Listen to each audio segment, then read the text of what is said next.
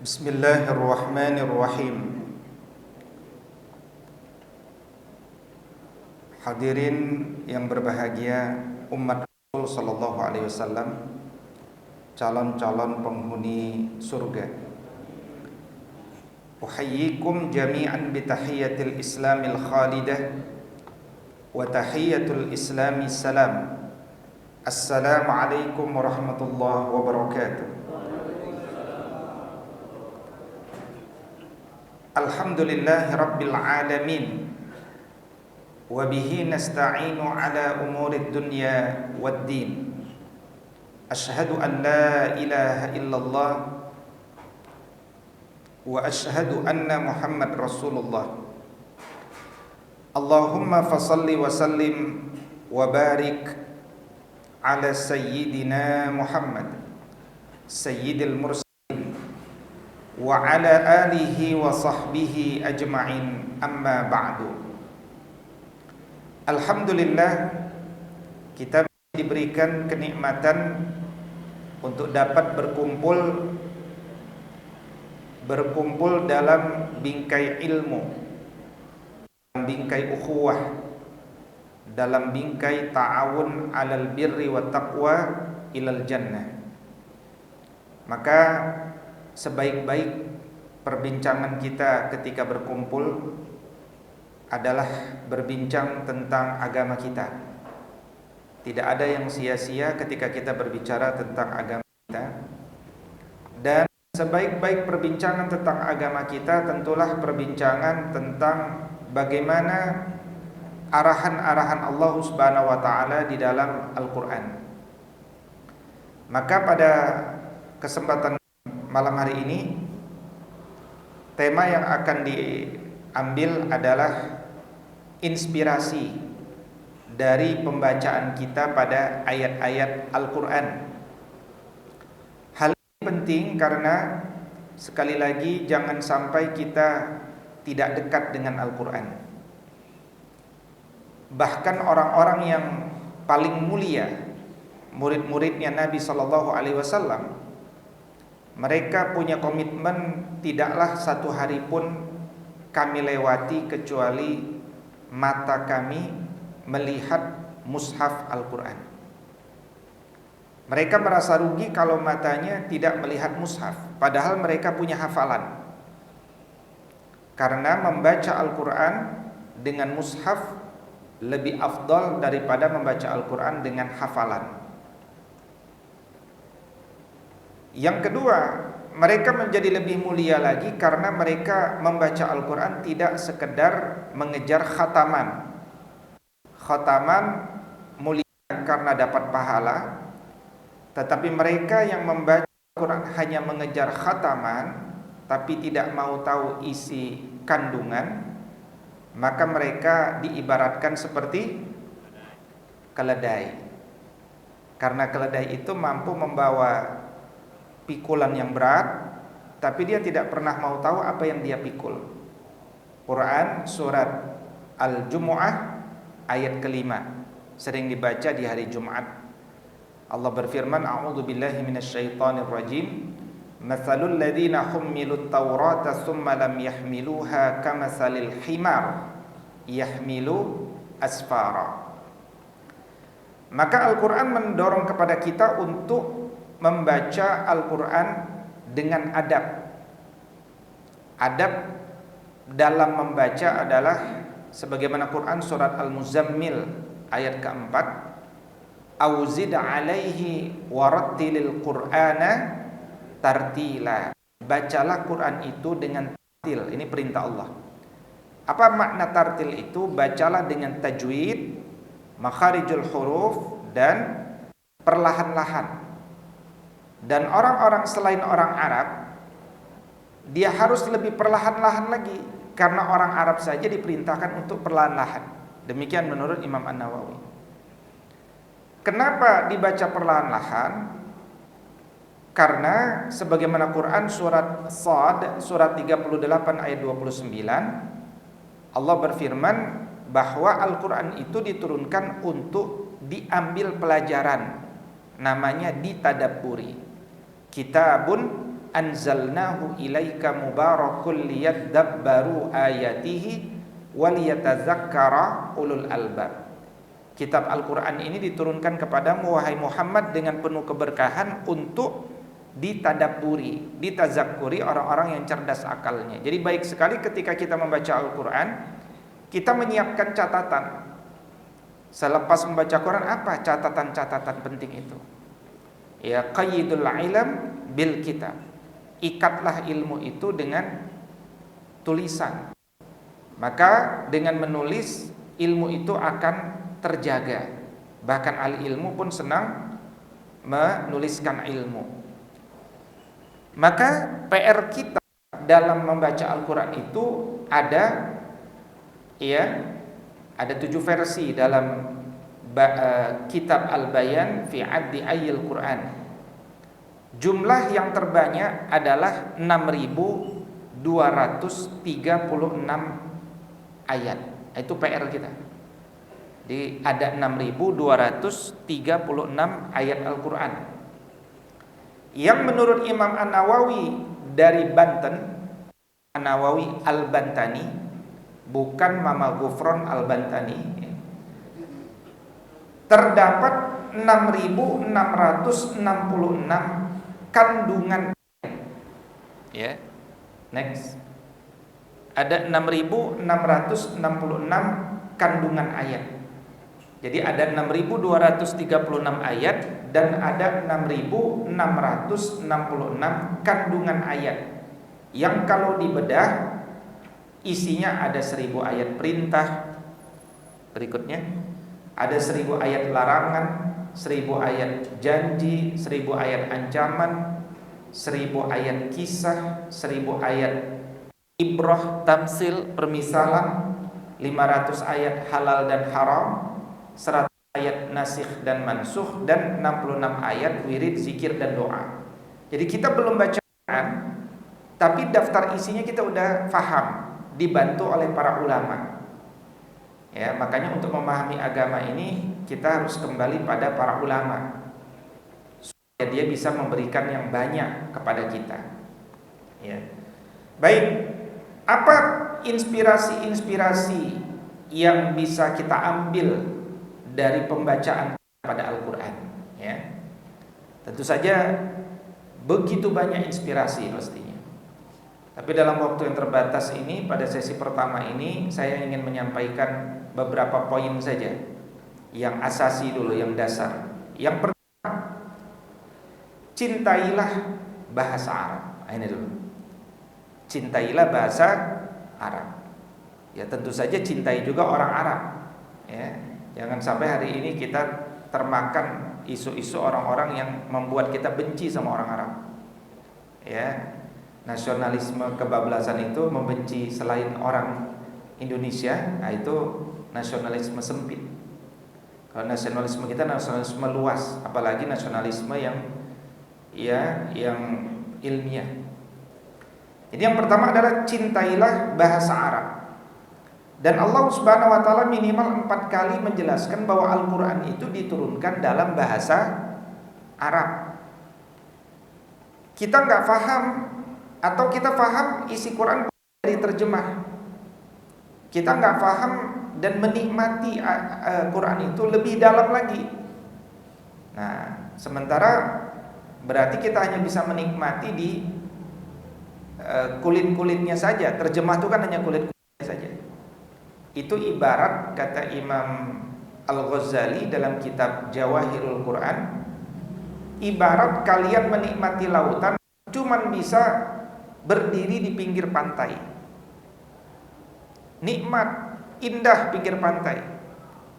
Tapi kalau kalian bisa menyelam ke dalam lautan, tentu dengan ilmu alat, pintar menyelam, ada alat pernafasan dan seterusnya, engkau akan menemukan yang lebih indah lagi, yaitu zamrud, yakut, mutiara dan seterusnya. Dapat indah. Jadi di dalam lautan itu lebih indah lagi. Pantainya saja sudah indah, dalamnya lebih indah. Terjemah itu sudah menggetarkan jiwa kita. Tapi kalau kita masuk ke dalamnya, lebih menggetarkan jiwa lagi. Nah, tapi saya nggak bisa bahasa Arab. Nah, kalau kita tidak bisa bahasa Arab, dan karena nggak bisa bahasa Arab, akhirnya nggak bisa menikmati Al-Quran, sehingga kita tidak bisa meresapi agama ini. Padahal meresapi agama ini wajib, maka masuk pada kaidah apa Pak Safruddin? Ma la yatimul wajib illa bihi fahuwal wajib. Apa yang wajib untuk disampaikan, untuk tercapai tapi tidak tercapai kecuali dengan sesuatu itu, maka sesuatu itu hukumnya wajib. Jadi belajar bahasa Arab itu jadinya hukumnya wajib. Maka ketua DKM perlu mengadakan pelatihan bahasa Arab. Minimal pelatihan bahasa Arab Qur'ani, yang contoh-contoh dari Quran, yang target utamanya bisa menikmati Quran, itu paling utama di usia-usia tertentu ya. Di usia-usia tertentu. Jadi menikmati. Nah, yang pertama nih Quran surat An-Nahl ayat 103. Ya, Allah Subhanahu wa taala berfirman, a'udzubillahi minasyaitonirrajim. Ayat ini membantah sebenarnya. Membantah ada orang yang mengatakan bahwa Al-Quran itu adalah kalimat kalam dari Nabi, bukan kalam dari Allah. Walaqad na'lamu annahum yaquluna innama yu'allimuhu bashar lisanul ladzi yulhiduna ilaihi a'jamiyyun wa hadza lisanun arabiyyun mubin. Sungguh kami benar-benar mengetahui bahwa mereka berkata sesungguhnya Al-Quran itu hanyalah diajarkan kepada Muhammad dari seorang manusia. Jadi Nabi SAW itu punya narasi karena diajarkan orang. Bahasa orang yang mereka tuduh bahwa Muhammad belajar kepadanya adalah bahasa Ajam, bukan bahasa Arab. Padahal Al-Quran ini adalah bahasa Arab yang jelas. Lisanun arabiyyum mubin. Ini yang pertama.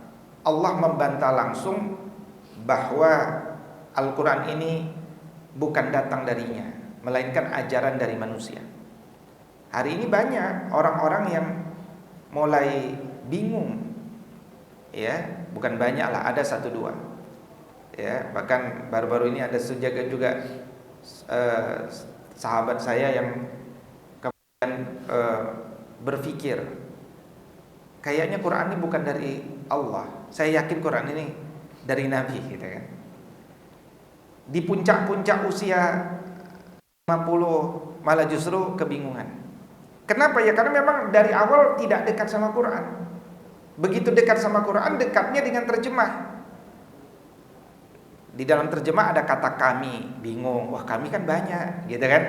Contoh saya kayak gitu. Jadi kita ini dekatnya dengan bahasa Indonesianya, bukan dengan bahasa Arabnya. Baik, berikutnya cintailah bahasa Arab. Allah Subhanahu wa taala berfirman dalam Quran surat Yusuf ayat kedua, Inna anzalnahu Qur'anan Arabiyyan la'allakum ta'qilun. Sesungguhnya kami menurunkan kitab ini berupa Al-Quran berbahasa Arab agar engkau mengerti. La'allakum ta'qilun, supaya akalmu bekerja. Jadi kata akal itu di dalam Quran terulang 49 kali. Semuanya dalam bentuk kata kerja, nggak ada yang dalam bentuk kata benda. Aklun gitu nggak ada. Semuanya dalam bentuk kata kerja. 24 kali taqilun. Nah, seperti ini nih, taqiluna 24 kali nih. 22 kali yaqiluna, mereka berpikir. Sisa 3-nya min ba'di ma aqaluhu yaqilu naqilu. Sehingga para ahli ilmu menjelaskan seperti ini, ada satu pelajaran bahwa inspirasinya apa? Berpikir itu adalah pekerjaan dasar manusia. Berhenti berpikir, berhenti peradaban. Belajar agama pertama kali, belajar berpikir. Makanya ayat pertama apa? Iqra, bacalah. Iqra, bacalah. Jadi pertama kali itu ajak berpikir. Kalau orang sudah berpikir, akhirnya tahu why. Kenapa aku harus beribadah? Kenapa aku harus bertuhan? Kenapa aku hidup? Kenapa? Why? Nah, itu pelajaran agama itu pertama. Itu surat-surat Makkiyah. Kalau orang sudah tahu kenapa, why, barulah dia mau how. Bagaimana saya beribadah? Apa yang harus saya lakukan? Seberapa berat kelelahan? Dia akan mau lakukan. Kenapa? Why-nya udah dapat. Nah, rata-rata sebagian orang belajar tidak dari why, tapi langsung how. Sehingga kadang-kadang banyak orang tidak istiqomah atau sekedar menunaikan kewajiban karena belajar itu langsung pada how. Ya, contohnya orang belajar langsung fikih. Tidak belajar dulu tentang akidah, tentang merasakan adanya Allah dan seterusnya. Nah, berikutnya cintailah bahasa Arab. Dalam Quran surat Ar-Ra'd ayat 37 Allah berfirman, "Wa kadzalika anzalnahu hukman arabiyyah." Dan demikianlah kami telah menurunkan Al-Qur'an itu sebagai penentu hukum yang berbahasa Arab. Wala in ba'ta ahwa'ahum ba'da ma ja'aka minal ilmi ma laka minallahi min waliyyin wala waq. Sungguh jika engkau mengikuti keinginan mereka setelah datang pengetahuan kepadamu, niscaya engkau sekali-kali tidak mempunyai pelindung dan tidak pula pemelihara dari siksa Allah. Jadi kita belajar Al-Quran harus hendaknya mengerti bahasa Arab, karena dalam kandungan Quran itu ada hukum yang kalau kita tidak memahaminya, kita jadi tidak bisa berhukum dengan hukum Allah. Cinta bahasa Arab di dalam Quran surat Az-Zumar surat 39 ayat 28 Allah berfirman, Qur'anan Arabiyya. Quran itu berbahasa Arab, ghaira dhi iwaj, tidak ada kebengkokan sama sekali di dalamnya. La'allahum yattaqun, supaya kita bertakwa. Nah, ini garansi dari Allah bahwa Quran itu berbahasa Arab, tidak ada kebengkokan di dalamnya. Ya. Nah, sekarang kita coba ambil pelajaran. Kenapa tadi kita hendaknya punya inspirasi? Cintailah bahasa Arab. Kenapa?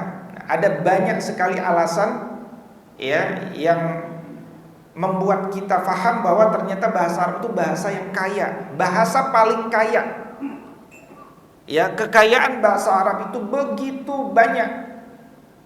Nah, di sini saya hanya meringkas beberapa poin saja kekayaan dari bahasa Arab itu yang bisa membuat seseorang semakin mencintai bahasa Arab itu. Ya. Jadi belajar bahasa Arab itu sekali lagi sama seperti belajar Quran, tidak melihat umur. Jangan tertipu sama umur. Justru kalau kita makin senior itu makin mudah belajarnya. Kenapa? Karena dia semakin semangat ya. Tingkat perenungannya lebih mudah, tingkat penghayatannya lebih mudah. Makanya Nabi bersabda, tuntutlah ilmu minal mahdi ilal lahdi. Besok liang lahat, hari ini belajar. Itu hadis, kita pakai hadis, jangan pakai pepatah. Kalau pakai pepatah itu belajar di usia senior seperti mengukir di atas air. Itu pepatah, jangan pakai pepatah. Kita pakai hadis. Oke. Bahasa Arab itu bahasa yang kaya. Apa kekayaan sehingga bahasa Arab itu unik? Dari semua bahasa Arab itu yang sangat-sangat luar biasa. Dilihat dari sudut mana? Satu, bahasa Arab itu sering disebut sebagai bahasa Dod. Kenapa? Karena di dunia ini yang orang yang paling mudah bilang Dod itu orang Arab. Dari seluruh orang Indonesia pun kalau belajar Dod itu lama sekali. Ya. Nah, maka bahasa Arab itu disebut bahasa Dod, bahasa kaum yang paling mudah bilang Dod. Nah, ini perlu paham. Yang kedua, bahasa Arab ini punya makharijul huruf. Makhrajnya terbagi sejak keluar dari bibir, ba, ya, sampai kerongkongan, kha. Belum ada bahasa yang lengkap, ya, dari setiap huruf punya makharijul hurufnya yang unik, lengkap, ya. Kalau kita lihat bahasa Eropa, Jerman, Prancis, dia ada keseragaman, tapi lebih kaya lagi dari yang rumit sampai yang mudah ada di dalam bahasa Arab itu. Ya. Makanya ada untayan kalau kita ingin belajar itu kan, misalkan babi bubab buban bani bab naminal mubni mabiban bani ba, itu lengkap itu dalam kalimat itu. Nanti tak juga gitu, tati tubat tutan tanitat naminal mutni matitan tanita, lengkap. Berikutnya, bahasa Arab ini satu kata dia punya kata benda, isim, punya turunannya, punya masdar, punya kata kerja yang meskipun bentuknya nanti berbeda-beda itu berkisar satu makna, ya. Misalkan majlisun, julusun, mujalasatun, jalsatun, yajlisu, itu berputar-putar dalam satu kata, yaitu duduk. Majlisun, tempat orang-orang duduk. Julusun, duduk. Mujalasatun, ya, di mana orang duduk-duduk. Jalsah, duduknya. Yajlisu, dia duduk.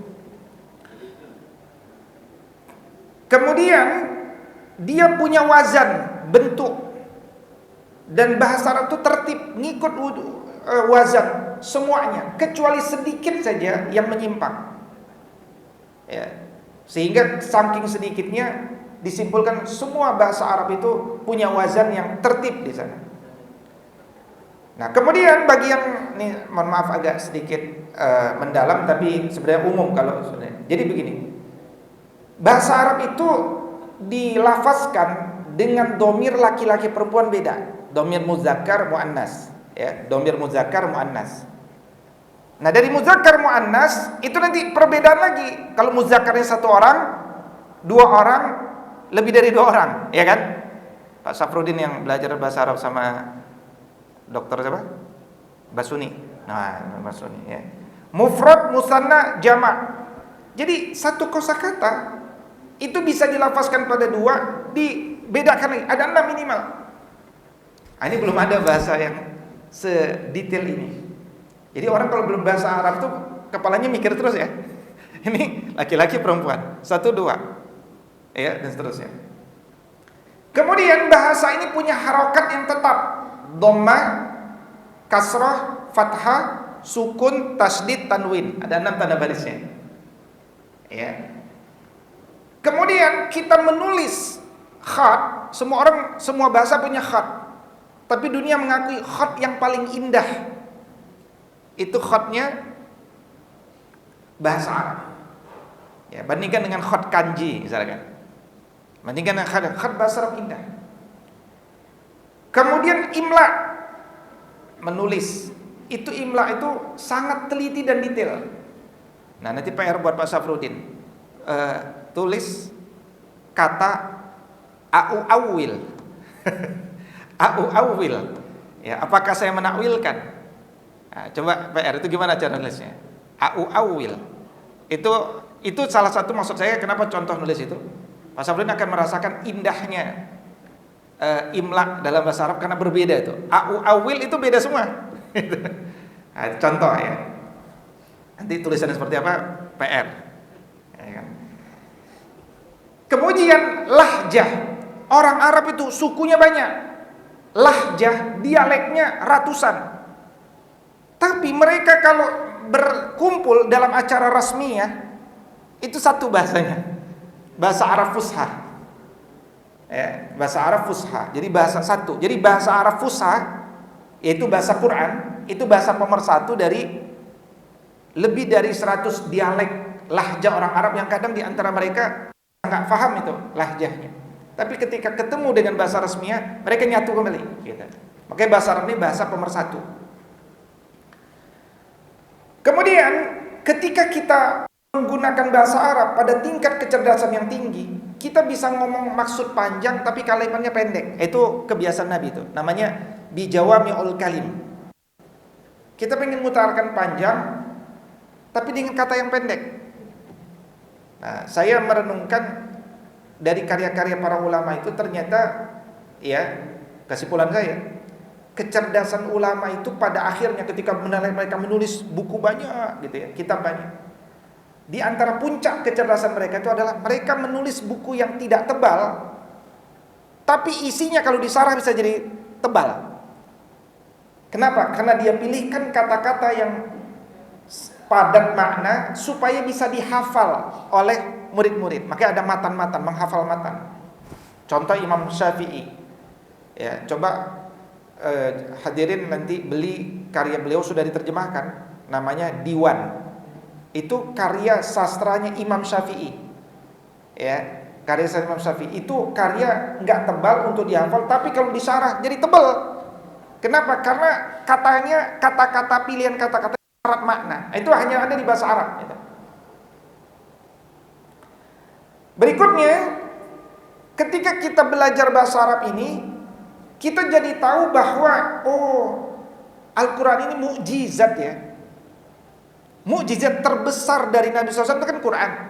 Kita baru bisa akui Quran itu mukjizat kalau kita belajar bahasa Arab. Kalau nggak belajar bahasa Arab, Quran itu kelihatan biasa-biasa aja.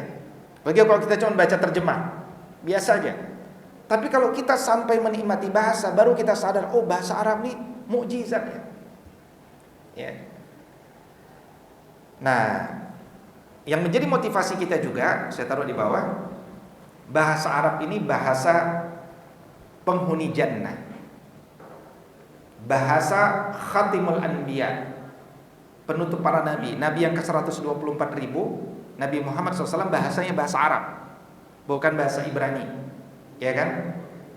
Dan nanti pesan Nabi SAW dalam sabdanya, manusia itu nanti akan dikumpulkan dengan tinggi yang sama, umur yang sekitar 33 tahun, dan mereka berbahasa Arab. Hadis ini sahih, ya. Dan mereka berbahasa Arab. Jadi ya, tapi ini bahaya juga hadis ini. Maksudnya, nggak usah belajar bahasa Arab sekarang, Ustaz. Nanti sana bisa bahasa Arab. Ya, kalau masuk jannah. Ya, penjelasan dari Ibn Katsir, bahasa di hari akhir adalah bahasa Suryani, dan bahasa di jannah adalah bahasa Arab. Quran surat Yunus surat 10 ayat 10. Allah Subhanahu wa taala berfirman, a'udzubillahi minasyaitonir rajim. Next. Da'wahum fiha subhanakallahumma wa tahiyyatuhum fiha salam wa akhiru da'wahum anil hamdulillahi rabbil alamin. Doa kita insya Allah, doa kita nanti ketika kita masuk ke jannah adalah bahasa Arab. Subhanakallahumma, maha suci engkau ya Allah ya Rabb kami. Dan kemudian di antara kita insya Allah, di antara kita ketika saling bertemu, saling memberikan penghormatan. Wa tahiyyatuhum fiha, cara kita saling menghormati di antara kita nanti adalah ucapan salam, assalamualaikum. Dan doa penutup kita nanti insya Allah, alhamdulillahi rabbil alamin. Ayat yang lain Allah berfirman, nanti ketika kita masuk awal-awal ke jannah, itu rasa syukur kita syukur sekali. Dan kita berucap begini, alhamdulillahilladzi hadana lihada wa ma kunna linahtadiya laula an hadanallah. Ya. Jadi nanti ketemu Pak Amri ya kan, insyaallah Pak Amri bilang sama kita, teman-teman BJ Permai, alhamdulillah alladzi hadana lihada Wa ma kunna linahtadiya laula an hadana Allah. Segala puji bagi Allah yang telah menunjuki kita. Akhirnya kita sampai ya ke jalan ini, ke tempat ini. Seandainya bukan karena petunjuk dari Allah, kita pasti udah nggak di tempat ini, di tempat yang lain. Maka kita pun bersyukur bersama-sama. Makanya di dunia ini kita harus ta'awun 'alal birri wat taqwa. Ngumpul-ngumpulnya kita di grup WhatsApp, ngumpul-ngumpulnya kita di sambil ngopi, itu kalau bisa perbincangannya jangan perbincangan perempuan. Ya, tapi perbincangan jannah. Karena ahlul jannah cirinya perkataannya selalu perkataan ahli jannah, isinya doa. Tapi ahlun nar perbincangannya adalah bukan perbincangan ahlul jannah. Ini kalimat Nabi SAW. Bukan ucapan kalimat Nabi itu amalan.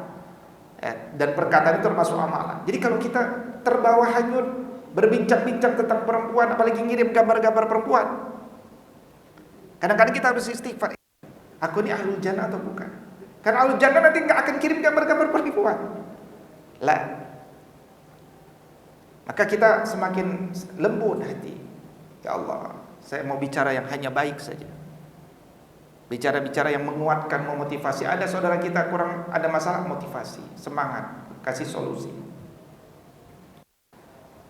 Next. Dan sebagai data umum, ya, dia adalah termasuk rumpun bahasa Semit, bahasa Suryani, Ibrani, Aram, Arkadia, Amhar, Tigrinya. Tapi dia adalah bahasa Nabi yang terakhir. Ya, bahasa Nabi yang terakhir. Ini contoh ya. Kata qala. Kata qala. Qala itu artinya apa? Qala Rasul sallallahu alaihi wasallam. Qala artinya berkata. Itu sebenarnya dari 3 kata. Rata-rata kosakata bahasa Arab itu dari 3 kata. Qaf, waw, dan lam. Berkata-kata berarti bergerak. Bawahi kata bergerak. Kenapa? Kan bibirnya bergerak, berkata-kata. Nah, sekarang dari kata qala itu nanti ada kata-kata yang banyak. Ya, next. Yaitu ya, muqawwil. Kontraktor kan bergerak. Waqala, mengangkat satu kaki, memantapkan kaki lain, ini makna waqala. Al-waqal, batu yang digunakan untuk naik ke atas, bergerak. Al-waqil, al-waqal, kuda yang mahir menanjak, bergerak juga. Al-laqu, kalau kita kena angin terus ya, dulu pernah gitu kan? Terus pipi kita agak ini sedikit, itu namanya al-laqu. Al-laqu itu bergerak, berarti angin yang menggerakkan wajah. Laqiya, bergerak menuju sesuatu untuk bertemu. Jadi semua kata dari unsur qaf, waw, dan lam, unsurnya berputar-putar pada satu usul, yaitu bergerak. Ya. Jadi belajar bahasa Arab itu kita ngomong sedikit, kepalanya muternya banyak. Ya, sambungannya banyak. Itu akan membuat kita semakin menikmati gitu. Jadi bayangkan kalau Bunda Asma binti Abu Bakar di puncak-puncak karirnya sebagai orang pinter dari kalangan perempuan, ya, muridnya, anaknya Abu Bakar, muridnya Nabi, di puncak-puncak penafsir Quran.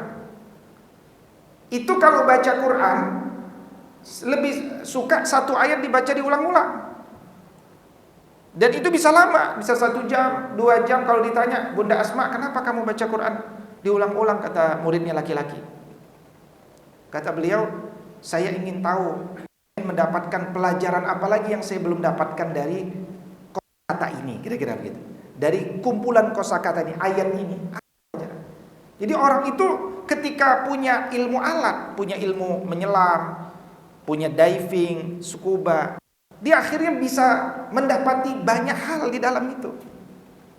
Nah, kalau kita suka mikirin ayat Quran juga, tapi dari terjemah, muter-muter juga bisa tersesat. Kenapa? Karena dari terjemah. Misalkan kita baca Allah bersemayam di arsy, ya kan? Muter-muter bersemayam, di kepala kita muter-muternya.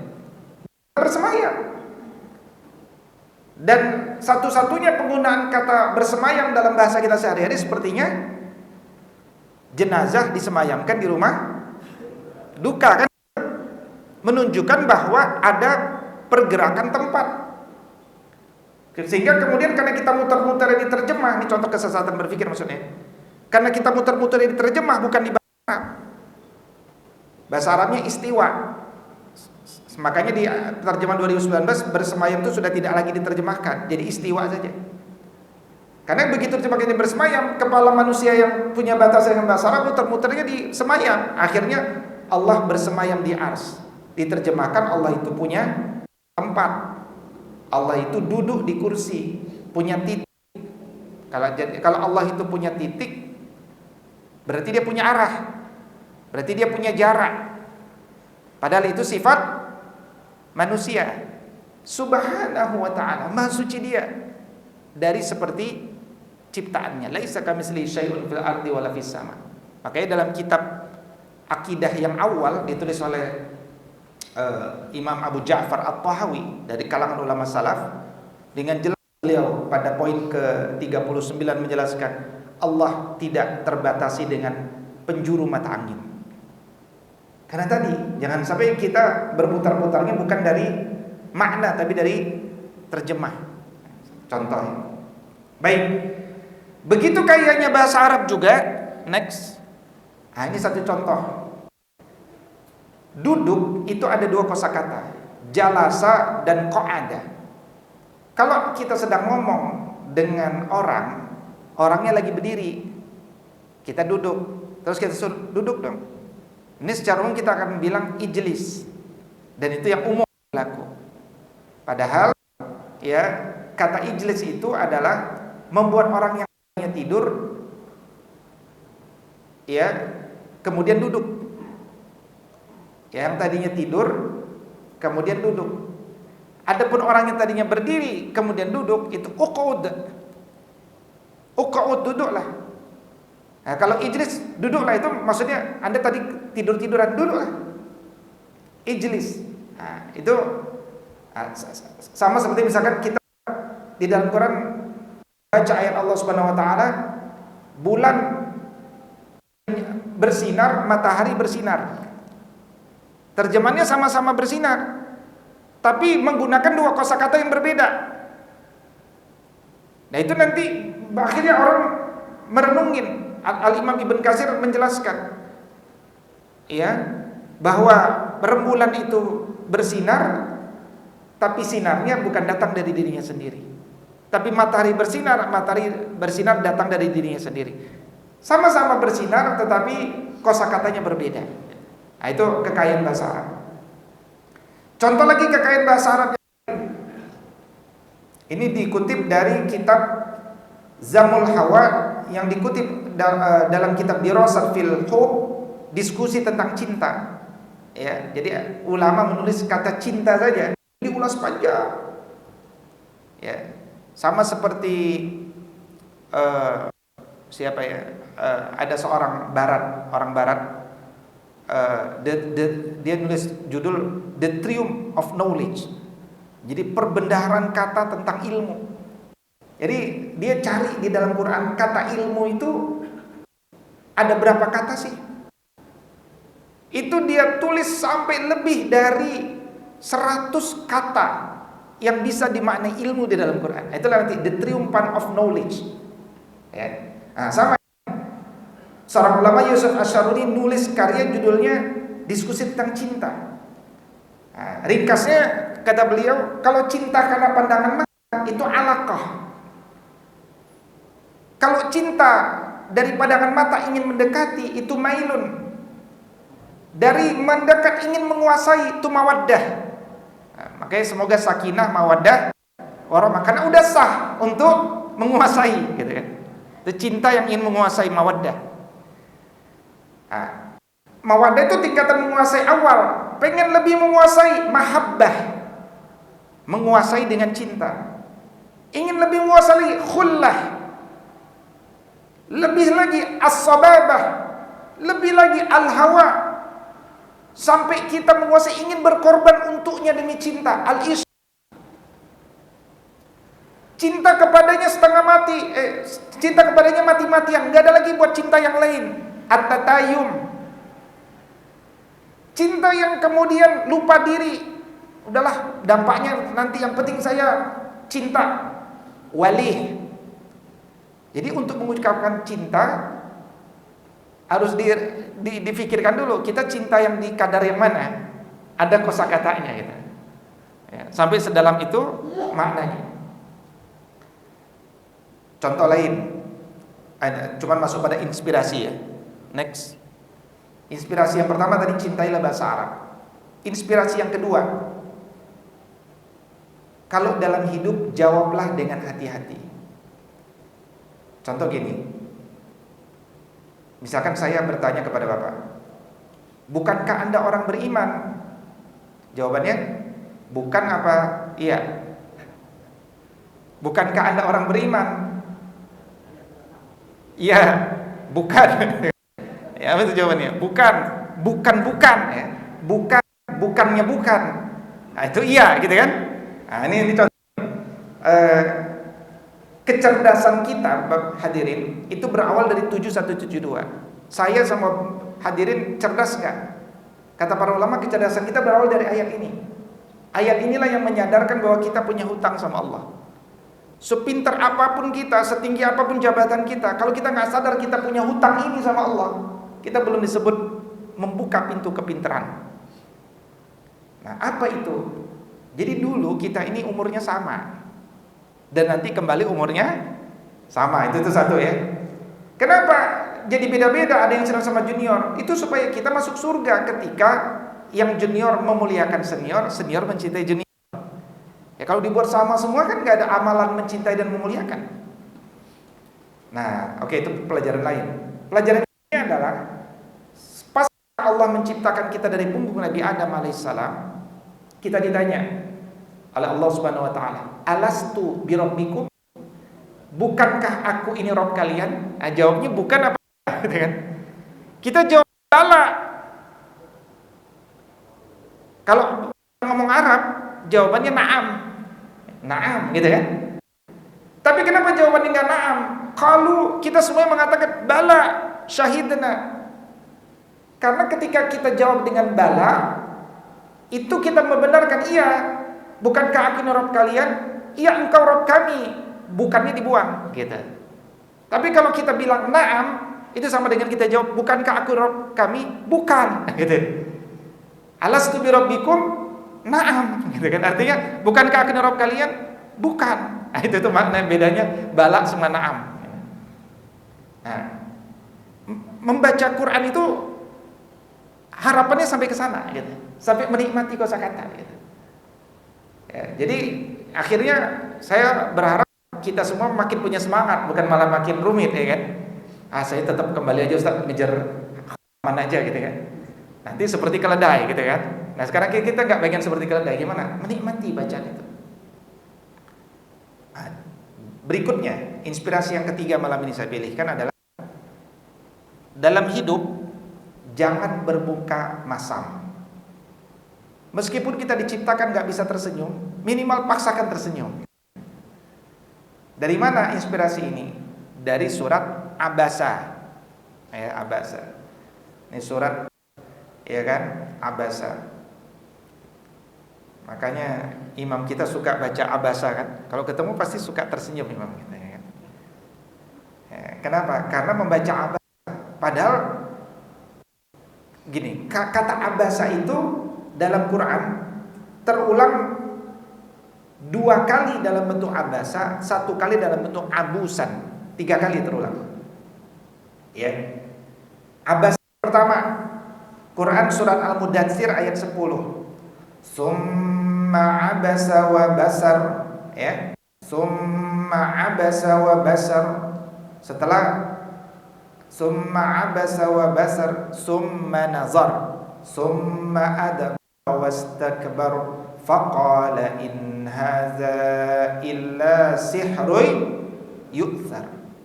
Ini perbincangan tentang ada orang yang mengatakan Quran itu hanyalah sihir. Sihir dari orang-orang terdahulu. Inna hadza qaulul bashar. Ini cuma perkataan manusia. Maka dia telah meremehkan, dia telah menghina Al-Quran itu. Maka ya dicari-cari kelemahan Quran apa. Oleh siapa? Oleh bapaknya Khalid bin Al-Walid. Siapa Khalid? Khalid bin Al-Walid sahabat Nabi pada akhirnya, tapi pernah jadi musuh Nabi, musuh yang paling keras dan pintar strategi perangnya. Ya, Khalid bin Al-Walid, bapaknya namanya Al-Walid bin Al-Mughirah. Nah, Al-Walid bin Al-Mughirah itu paling suka nyari-nyari kesalahan Quran, kelemahan Quran. Ketika dicari-cari nggak ketemu, karena nggak ketemu, Al-Walid Al-Mughirah sebel. Nah, kalimat summa abasa wa basar, kemudian dia berwajah masam dan cemberut, itu maksudnya Al-Walid bin Al-Mughirah. Jadi kalau kita baca summa abasa wa basar, kemudian dia cemberut, kemudian dia berwajah masam dan cemberut, nah itu karena di kepala kita ada bayangan Al-Walid bin Al-Mughirah dulu nyari-nyari kelemahan Quran, nggak dapat. Gitu. Itu yang pertama. Yang kedua, dalam Quran surat Abasa ayat pertama, Abasa wa tawalla an ja'ahul a'ma, ketika datang kepadanya a'ma, anak ponakan pamannya istri Nabi Khadijah, namanya siapa? Abdullah bin Umi Maktum. Dia nggak ngelihat. Dia datang kepada Nabi, ya Rasulullah, apa yang datang dari Allah ajarkanlah kepadaku. Nggak dijawab Nabi. Ya Rasulullah, apa yang datang dari Allah, apa yang datang dari Allah ajarkanlah kepadaku. Nggak dijawab. Ya Rasulullah, apa yang datang dari Allah ajarkanlah kepadaku. Kenapa Nabi nggak jawab? Karena Nabi sedang berhadapan dengan para pemuka Makkah, orang-orang elit, sedang berdakwah kepada elit. Maka Nabi SAW tidak merasa suka dengan pertanyaan itu. Nah, ini menurut jumhur penafsir Quran. Tapi sebagai pengaya, Al-Imam As-Suyuti menafsirkan bahwa ini bukan Nabi yang berwajah masam, karena berwajah masam bukan sifat Nabi.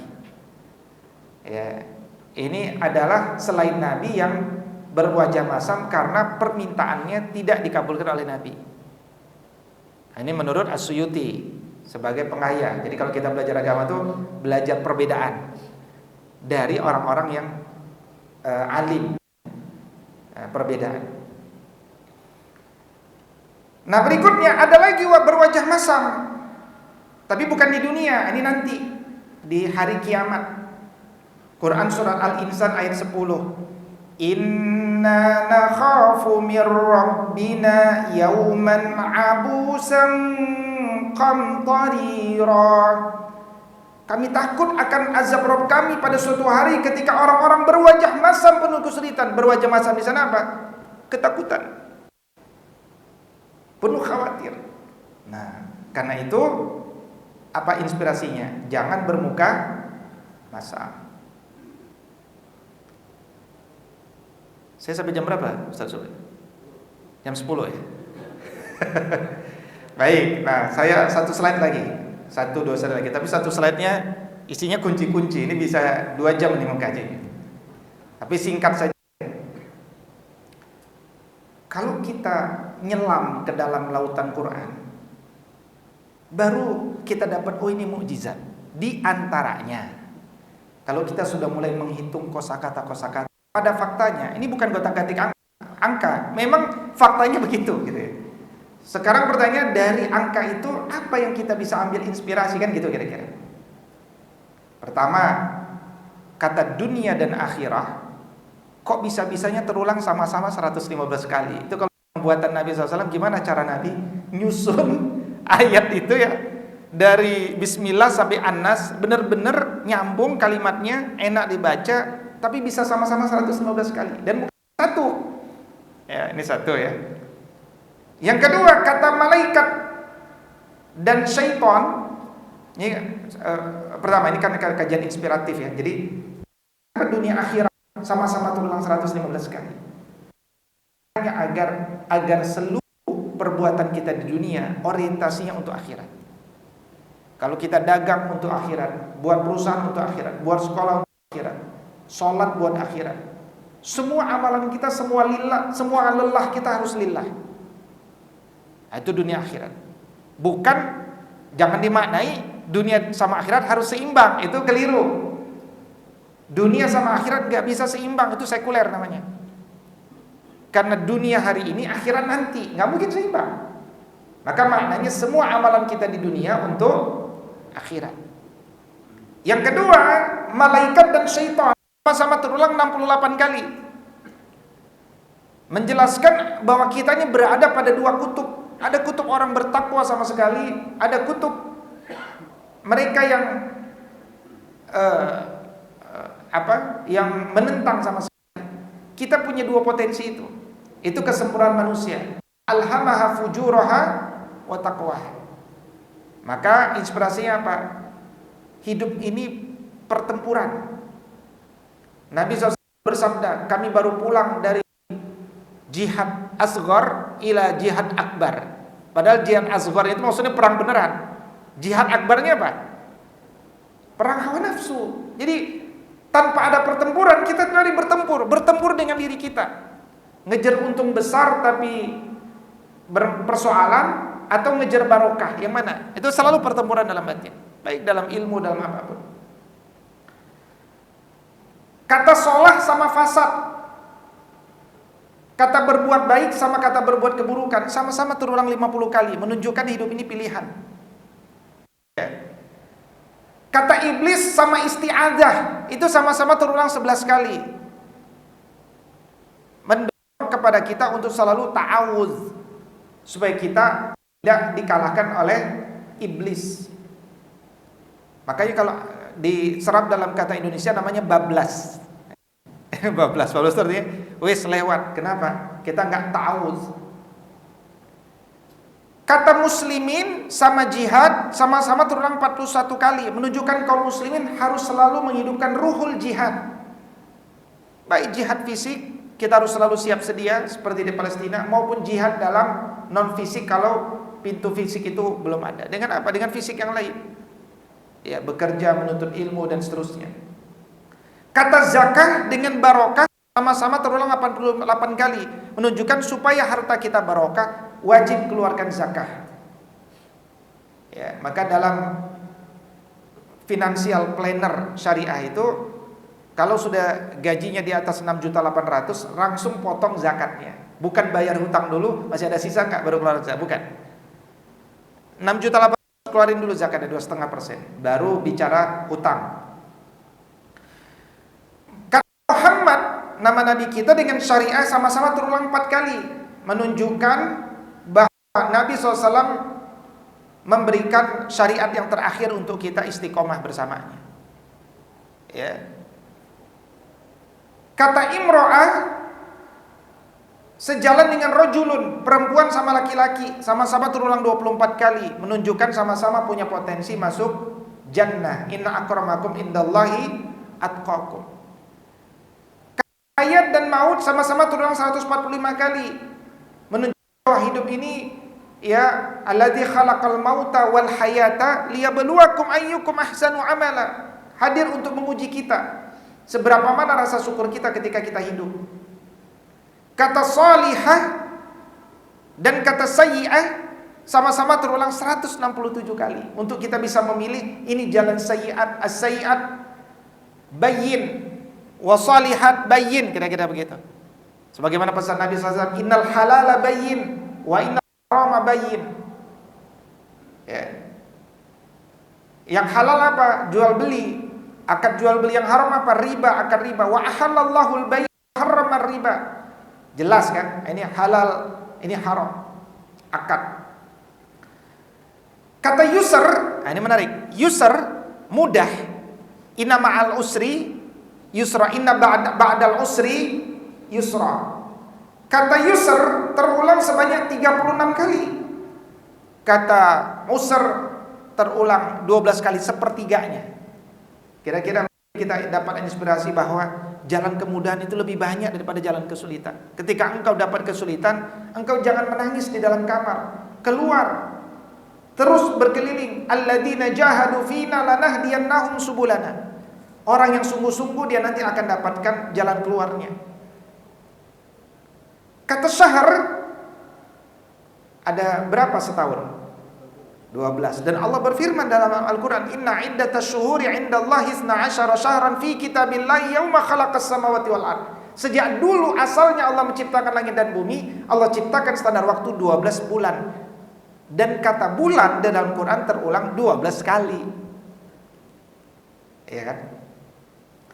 Kata yaumun terulang dalam Quran 365 kali. Kata jahannam dan jannah sama-sama terulang 77 kali. Artinya apa? Jangan punya cita-cita masuk jahannam. Cita-citamu apa? Masuk jahannam. Jangan. Dan juga jangan berdoa, ya Allah saya kok nggak pantas masuk jannah. Jangan. Pantaskan diri kita masuk jannah.